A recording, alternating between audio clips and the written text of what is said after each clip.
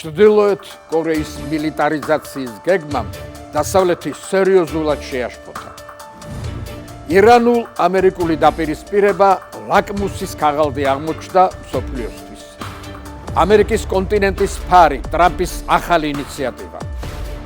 როგორ გაიყო ირანი საბჭოთა კავშირმა და ბრიტანეთმა. ჩვენს ისტორიული მოვლენების რუბრიკაში მოგიყვებით სულ რამდენიმე წამში. მე ნუგზარ რუხაძე ვარ.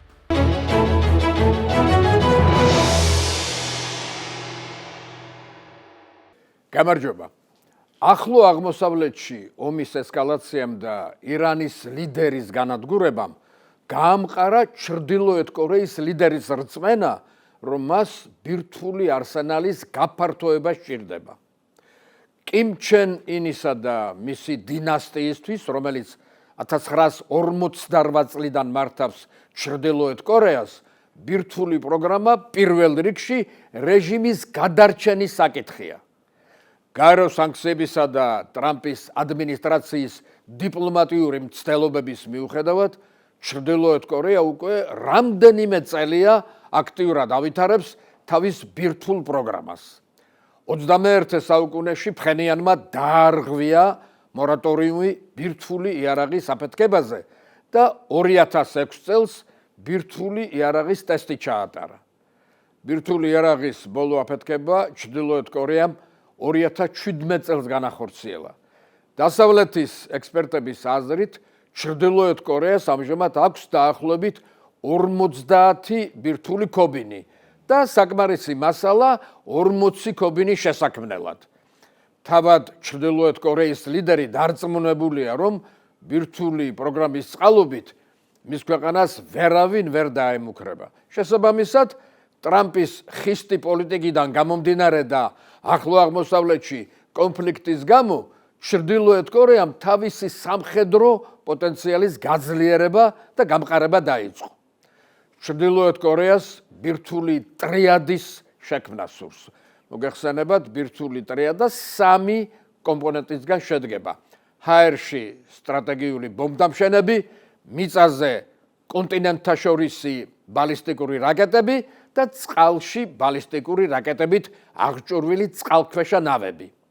ბირთვული არსენალის 3-ვე კომპონენტის ქონის მიზანია მნიშვნელოვნად შემცირდეს ალბათობა იმისა, რომ მოწინააღმდეგემ პირველი დარტყმის განხორციელების შემთხვევაში შეძლოს ქვეყნის ბირთვული ძალების სრული განადგურება. კორეას კი ჰქონდეს კონტრშეტევის განხორციელების შესაძლებლობა.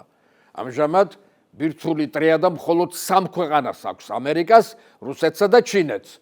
ჩრდილოეთ კორეას კი ჯერჯერობით ტრიადის შესაქმნელი ტექნოლოგია და მასალა აკლია. ზოგიერთი დასავლელი ექსპერტის ვარაუდით, ჩრდილოეთ კორეა ცდილობს ტრიადის შესაქმნელად დახმარებაში რუსეთი დაითანხმობს. რუსეთ-უკრაინული ფრონტის ხაზზე ჩრდილოეთ კორეელი ჯარისკაცებისა და აღჭურვილობის მნიშვნელოვანი როლის გათვალისწინებით მიდის მუშაობა, რომ მოსკოვი მზად იყოს თავის მოკავშირეს ფხენიანს ბირთვული ტრიადის შესახებ მკაცრად გასაიდუმლოებული ინფორმაცია მიაწოდოს. სამხრეთ კორეის დაზვერვის მონაცემებით, ჩრდილოეთ კორეამ უკრაინის ომში 6000 ადამიანი დაკარგა. ის ასევე რუსეთს მილიონობით საარტილერიო ჭურვით, ბალისტიკური რაკეტებითა და სხვადასხვა სახის აღჭურვილობით ამარაგებს. ჩრდილოეთ კორეამ მოკავშირეებისგან დამოუკიდებლად თავისი სამხედრო მიღწევებით მსოფლიო არაერთხელ გააოცა.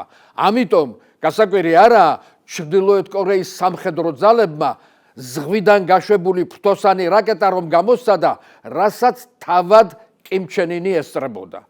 მოგვიანებით ჩრდილოეთ კორეის ლიდერმა ქვეყნის მილიტარიზაციის სამომავლო გეგმა გაახმოვანა, რომლის მიხედვით ჩრდილოეთ კორეა ყოველწლიურად ბირთვული იარაღით აღჭურვილ 2 სამხედრო გემს ააშენებს.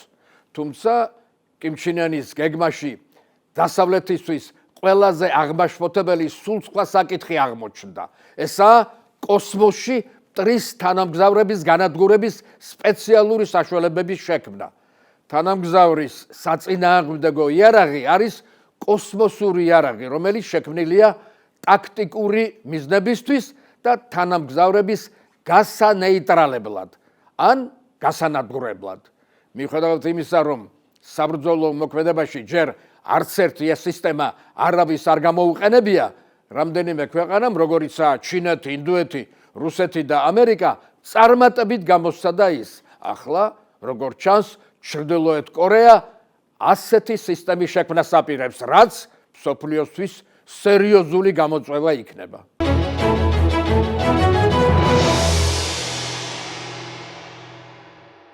ორი კვირა, რაც ირანსა და ამერიკას შორის კონფლიქტი მძვინვარებს. ორ ქვეყანას შორის დაწყებული ეს მძიმე დაპირისპირება პირდაპირ თუ ირიბად მსოფლიოს თითქმის ყველა ძლიერ ქვეყანას შეეხო. კონფლიქტში ზოგი დიპლომატი და ზოგი იარაღით აღმოჩნდა ჩართული. ზოგიერთი ქვეყნის კონკრეტულად კი შეერთებული შტატების ტრადიციული მოკავშირის ბრიტანეთის მიმართ ბევრი კითხვა გაჩნდა.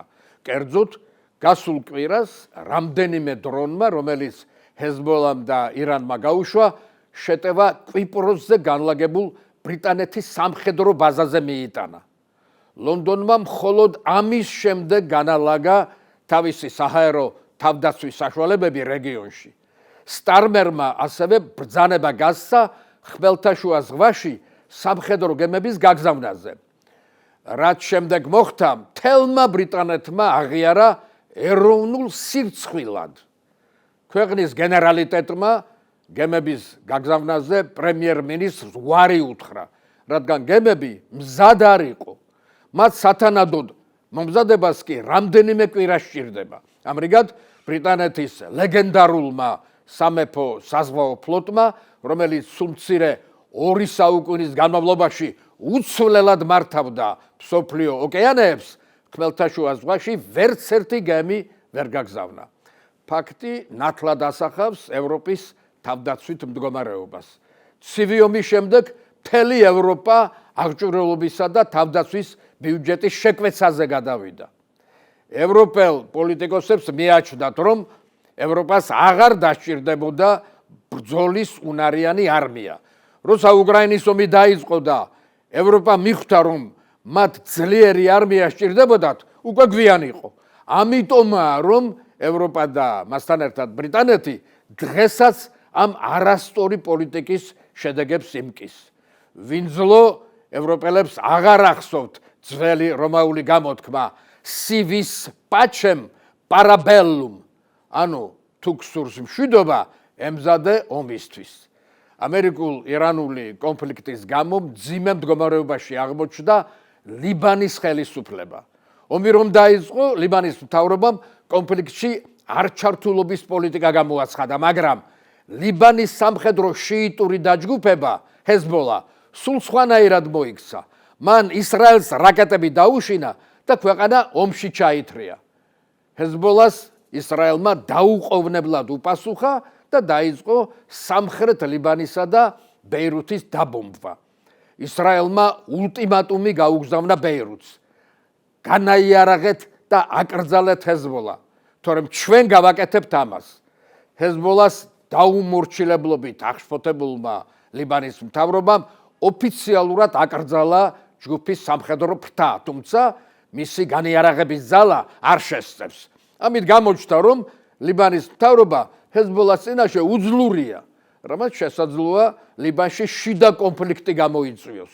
ბევრი ამერიკულ-ირანული სამხედრო დაპირისპირების მიმართ ჩინეთის ქცევით გაოცებულია, რადგან ის კონფლიქტში ჩარევისგან თავს იკავებს. თუმცა გასაკვირი სულაც არ არის ჩინეთი ირანის დახმარებას რომ არ ჩქარობს. ჩინეთის ჩარევის მოლოდინი მცდარ წარმოდგენას ეფუძნება, რომ ჩინეთი ახალი ამერიკაა და ის ზუსტად ისე უნდა მოიქცეს, როგორც შეერთებული შტატები მოიქცეოდა მსგავს სიტუაციაში. თუმცა პეკინს განსხვავებული შეხედულებები აქვს იმის შესახებ, თუ როგორ უნდა იმოქმედოს ეფექტურად დღევანდელ რეალობაში. ეს არაა პირველი შემთხვევა, როცა ჩინეთის სტრატეგიული პარტნიორის დახმარებაზე ვარსამბობს. მაგალითად, უკრაინის ომი, მადუროს გადაცება, პაკისტან-ავღანეთის დაპირისპირება და სხვა. არ დახმარება ჩინეთი სისუსტის ნიშნად არ აღიქვამს. ჩინეთისთვის გლობალური ლიდერობის მიღწევის საქმეში მეგობარი რეჟიმების სამხედრო მხარდაჭერა არასდროს არ ყოფილა მისი სტრატეგიის ნაწილი. ჩინეთი ადვილად აკეთებს ინვესტიციას პარტნიორთა ეკონომიკაში. მზადაა მათგან ნებისმიერი რესურსი შეიძინოს. ან პირიქით, ნებისმიერი საქონელი მიაწოდოს მათ. გაწვრთნას მათი პოლიცია ან მათი ლიდერები პომპეზურ სამიტებზე მიიწვიოს. თუმცა ის არასდროს არ იღებს პასუხისმგებლობას მათ უსაფრთხოებაზე, რადგან ამას არ მიიჩნევს 21 საუკუნის დიდი ძალის აუცილებელ ატრიბუტად. დივერსიფიკაცია ჩინეთის საგარეო პოლიტიკის მთავარ პრინციპად იქცა. მიუხედავად იმისა, რომ მისთვის ირანთან კავშირი მნიშვნელოვანია, ჩინეთს ახლო აღმოსავლეთში სხვა პარტნიორებიც ჰყავს. მაგალითად, საუდის არაბეთი ჩინეთს უფრო მეტ ნავთობს აწვდის, ვიდრე ირანი. თან სანქციების არარსებობის გამო მასთან თანამშრომლობა გაცილებით ადვილია. ჩინეთის ინიციატივა ერთი სარტყელი, ერთი გზა ინტეგრირებულია საუდის არაბეთის ინიციატივაში ხედვა 2030, რომლის ფარგლებში უკვე 50 მილიარდ დოლარზე მეტი ღირებულების შეთანხმებებია გაფორმებული. ჩინეთის სავაჭრო ბრუნვა ცალკეულ არაბულ ქვეყნებთან, ვთქვათ, როგორიცაა არაბთა გაერთიანებული საამიროები, თითქმის 10-ჯერ აღემატება ირანთან ვაჭრობას. ჩინეთი ასევე აქტიურად თანამშრომლობს სპარსეთის ყურის სხვა ქვეყნებთან და თუ ჩინეთი ირანისთვის სამხედრო დახმარების გაწევას იჩქარებს, ყველა ერთობლივი პროექტი შეიძლება საფრთხის ქვეშ დადგეს.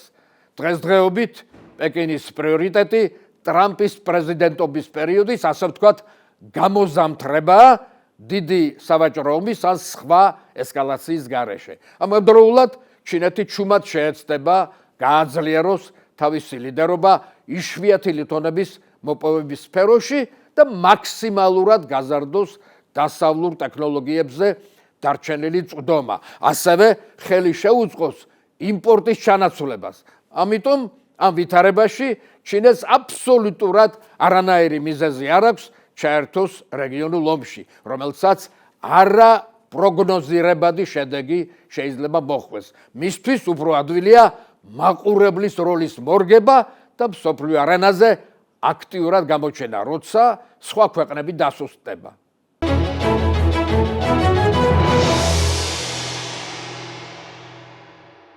დონალდ ტრამპმა ცოტა ხნით ყურადღება ირანიდან დასავლეთ ნახევარსფეროზე გადაიტანა და მაიამიში თავის გოლფ კლუბში რეგიონული უსაფრთხოებისა და ნარკოკარტელების წინააღმდეგ ბრძოლაზე სათათბიროდ ამერიკის კონტინენტის ლიდერთა შეხვედრა გამართა.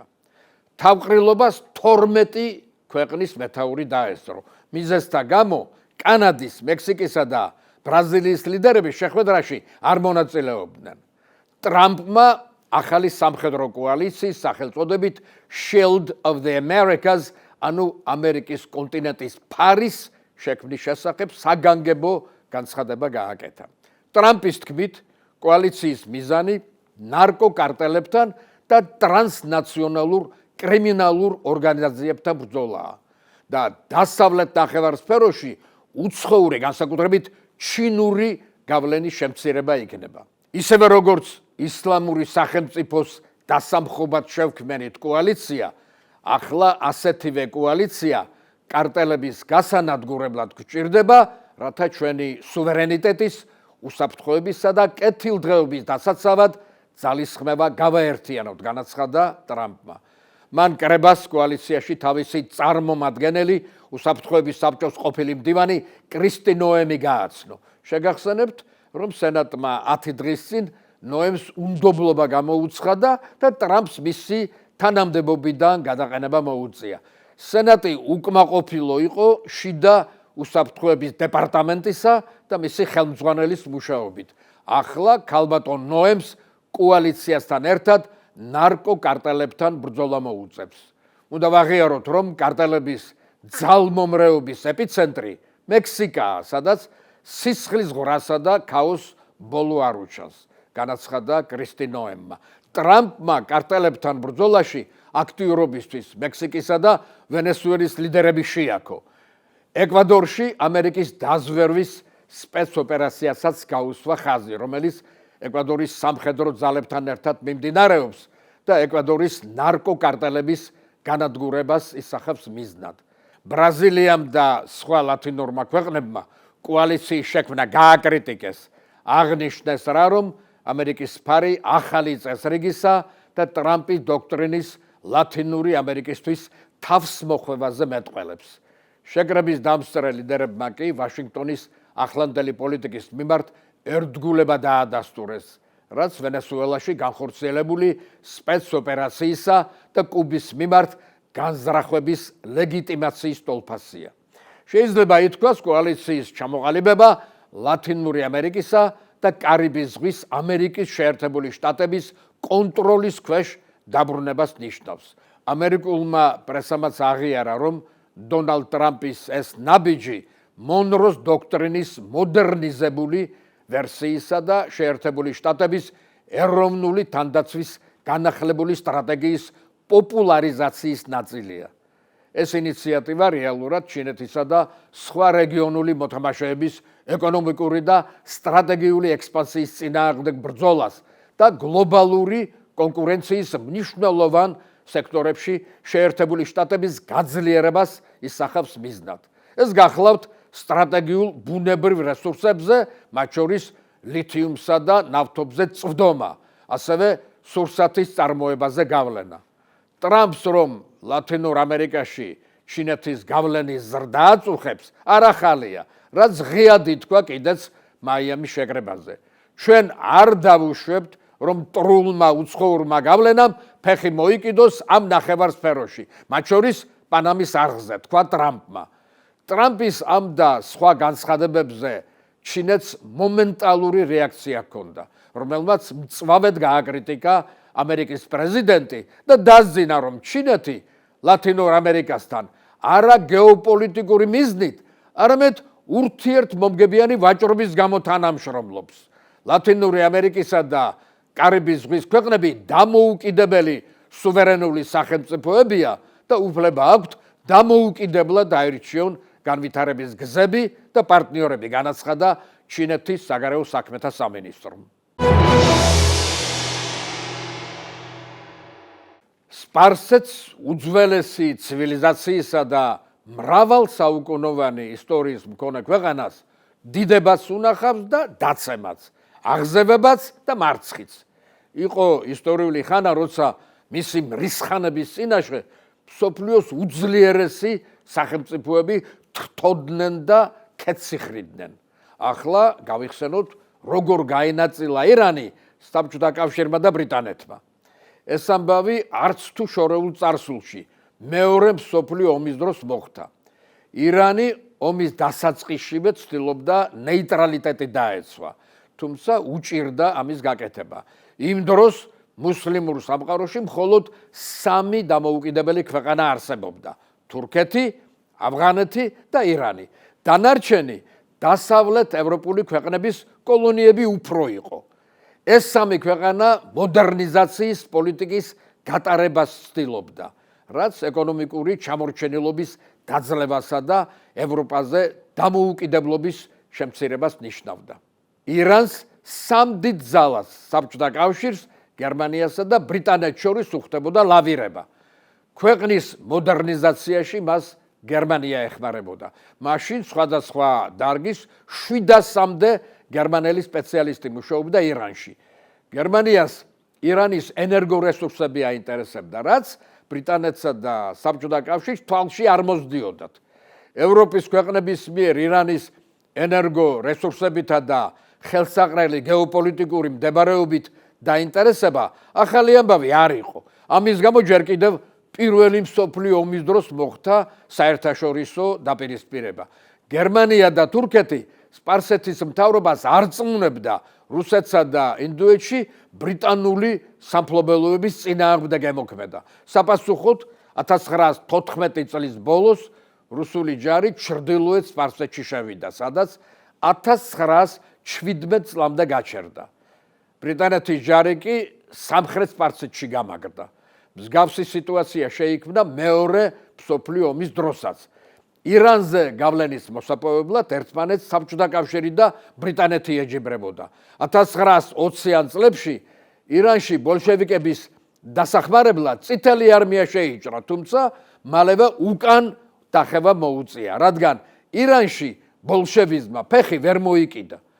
ბრიტანეთისთვის კი მისი აზიური სამფლობელოების დასაცავად და სპარსეთის ყურეში ნავთობის მოსაპოვებლად ირანზე კონტროლი სასიცოცხლოდ მნიშვნელოვანი იყო. მდგომარეობა 1941 წელს დაიძაბა, როცა ერაყში სამხედრო გადატრიალება მოხდა და ახალმა მთავრობამ პროგერმანული პოლიტიკის გატარება დაიწყო. იმ დროს აქტუალური იყო ამერიკის მიერ საბჭოთა კავშირისთვის დახმარების გაწევის საკითხი, რომლის გათვალისწინებით საბჭოთა კავშირმა და ინგლისმა ირანის შაჰს ულტიმატუმი წაუყენა. მათ რეზა ფეხლევის ქვეყნიდან გერმანელი სპეციალისტების გაძევება და ანტიგერმანულ კოალიციაში შესვლა მოსთხოვეს. შაჰმა მოთხოვნა უგულველყო. 1941 წლის 25 აგვისტოს საბჭოთა კავშირმა და ბრიტანეთმა ომის გამოცხადებისა და დამატებითი მოთხოვნების გარეშე ირანის წინააღმდეგ კოორდინირებული სამხედრო მოქმედებები დაიწყო. საბჭოთა სამხედრო ძალები, ანუ 16 დივიზიისგან შემდგარი ცენტრალური აზიისა და ამიერკავკასიის გაერთიანებული არმიები ბრიტანეთის კოლონიურ ჯარებთან ერთად ირანში ერაყის მხრიდან შევიდა. მოკავშირეთა საჰაერო ძალებმა თეირანსა და სხვა დიდ ქალაქებს შეუტია, რასაც ასობით ადამიანი ემსხვერპლა. მოკავშირეთა მიზანი იყო გაჭიანურებულ ბრძოლებში ჩართვის გარეშე სწრაფი წინსვლა, ძირითადი ქალაქების სამეთაურო და საკომუნიკაციო კვანძების დაკავება. ირანი მოკავშირეებს მხოლოდ 9 საშუალო ზომის დივიზიით უწევდა წინააღმდეგობას, რომელიც მტერთან შედარებით ნაკლებ საბრძოლო მზადყოფნაში იყო. 29 აგვისტოს შაჰმა არმიას წინააღმდეგობის შეწყვეტა უბრძანა და მოკავშირეებთან მოლაპარაკების დაწყებისთვის მზადყოფნა გამოაცხადა. მოკავშირეები არ დათანხმდნენ და 17 სექტემბერს საბჭოთა ძალებმა თეირანი დაიკავეს. მოკავშირეებმა შაჰი აიძულეს ტახტიდან გადამდგარიყო და მისი შვილი ანტიგერმანული განწყობის მქონე მოჰამედ რეზა ფეხლევი გამეფებულიყო. თავად შაჰი სამუდამოდ გადაასახლეს სამხრეთ აფრიკაში. მოკავშირეებმა ირანი 3 ნაწილად გაყო. ჩრდილოეთ ირანს საბჭოთა კავშირი აკონტროლებდა, სამხრეთს ბრიტანეთი და ცენტრალურს ახალი შაჰი ოღონდ მოკავშირეთა ზედამხედველობის ქვეშ. ნავთობის საბადოებზე კონტროლი საბჭოთა კავშირმა და ბრიტანეთმა გაიყო. ერთი შაჰის მეორით ჩანაცვლების შემდეგ საბჭოთა კავშირისა და ირანის სატრანსპორტო მაგისტრალის ამუშავდა, რომლის გავლით ამერიკა საბჭოთა კავშირს დახმარებას აწვდიდა. 1953 წელს თეირანში ანტიჰიტლერული კოალიციის ქვეყნების დიდი სამეულის კონფერენცია გაიმართა, რომელმაც გერმანიის დამარცხების შემდეგ მისი სტრატეგიული დაყოფის გაერო შექმნისა და დასავლეთში მეორე ფრონტის გახსნის გეგმა შეიმუშავა. ასევე გადაწყდა, რომ ომის მოგებით დამთავრების შემდეგ მოკავშირეების სამხედრო ძალები ირანს დატოვებდა, თუმცა ბრიტანეთიც და საბჭოთა კავშირიც თავიანთი სამხედრო ძალების ირანში სამუდამო დატოვებაზე ფიქრობდა, მაგრამ პოცდამის კონფერენციაზე საბოლოოდ გადაწყდა, რომ არაუგვიანეს 1946 წლის 2 მარტისა მოკავშირეების სამხედრო ძალები ირანს დატოვებდა და ქვეყნის მართვა მთლიანად მოჰამედ რეზა ფეხლევის ხელში გადავიდოდა. ამერიკამ და ბრიტანეთმა გადაწყვეტილება სისრულეში მოიყვანა და 1946 წლის დასაწყისში ორივე ქვეყნის ძალებმა ირანი დატოვა. საბჭოთა კავშირი კი არ ჩქარობდა. სტალინს ირანის კომუნისტურ რესპუბლიკად გამოცხადების იდეა ხიბლავდა, თან სამხრეთ აზერბაიჯანის შეერთება უნდოდა. 1945 წლის სექტემბერში საბჭოთა კავშირის წაქეზებით სამხრეთ აზერბაიჯანი ირანს გამოეყო და აზერბაიჯანის სახალხო რესპუბლიკა გამოაცხადა. ახალი სახელმწიფოს დედაქალაქი თავრიზი გახდა. ქვეყნის მეთაური კი აზერბაიჯანელი კომუნისტი სეიდ ჯაფარ ფიშევარი. აზერბაიჯანის სახალხო რესპუბლიკის გამოცხადებიდან რამდენიმე თვის შემდეგ ირანელმა ქურთებმა საბჭოთა კავშირის დახმარებით მეჰაბადის ქურთული რესპუბლიკა დააარსეს. სეპარატისტებისა და საბჭოთა კავშირის ასეთმა მოქმედებამ მეორე მსოფლიო ომის დასრულების შემდეგ საბჭოთა კავშირსა და დასავლეთ შორის პირველი მასშტაბური კონფლიქტი გამოიწვია. საბჭოთა კავშირის სამხედრო ძალები ირანის იმპერიულ არმიას სეპარატისტულ რეგიონებში შესვლის საშუალებას არ აძლევდა, რის გამოც ირანმა საბჭოთა კავშირი ექსპანსიონიზმში დაადანაშაულა და გაეროს ისტორიაში პირველად გაეროს უშიშროების საბჭოში ოფიციალური საჩივარი შეიტანა. საბჭოთა კავშირმა საჩივარს იმით უპასუხა, რომ თეირანისკენ სამხედრო ძალები დაძრა, რამაც დასავლეთი დიდად შეაშფოთა. ამერიკამ საბჭოთა კავშირზე დიპლომატიური ზეწოლა დაიწყო. ეს არ იკმარა და ბაქოში ატომური ბომბის ჩამოგდებით დაიმუქრა. თუ საბჭოთა კავშირი დაუყოვნებლივ არ დატოვებდა ირანს. ამ დროს სტალინი ამერიკასთან და ბრიტანეთთან დასაშორებლად ჯერ კიდევ არ იყო მზად, რადგან ომის შემდგომ ქვეყნის აღორძინებაში მათი ეკონომიკური დახმარების იმედი ჰქონდა. შესაბამისად, საბჭოთა კავშირის ხელმძღვანელობამ ირანის დატოვება გადაწყვიტა. 1946 წლის 9 მაისს ირანიდან საბჭოთა ჯარებისა და ქონების ევაკუაცია მთლიანად დასრულდა, რის შემდეგ ირანის ახალმა მეჯლისმა საბჭოთა ირანული ერთობლივი ნავთობკომპანიის შესახებ შეთანხმების რატიფიკაციაზე უარი თქვა. საპასუხოდ საბჭოთა კავშირი ირანელ ქურთებს დაეღრდნო და საბჭოთა აზერბაიჯანში მებრძოლთა საწვრთნელი ბაზები შექმნა, რომელთა მთავარი მიზანი ირანის ქურთისტანში აჯანყების წაქეზება იყო. 1947 წელს მოლა ბარზანის მეთაურობით 2000 კაციანი შეიარაღებული ქურთული რაზმი ირანის აზერბაიჯანში შევიდა და შაჰის ძალებს დაუპირისპირდა, მაგრამ მალევე ირანის რეგულარული რაზმების თავდასხმის შედეგად იძულებული გახდა უკან დაეხია. ასე დამთავრდა ეს კრიზისი. დღეს სულ ეს იყო. მადლობა ყურადღებისთვის. მე ნუგზარ უხაძე ვარ და მომავალ შაბათს ისევ შევხვდებით ერთმანეთს. ნახვამდის.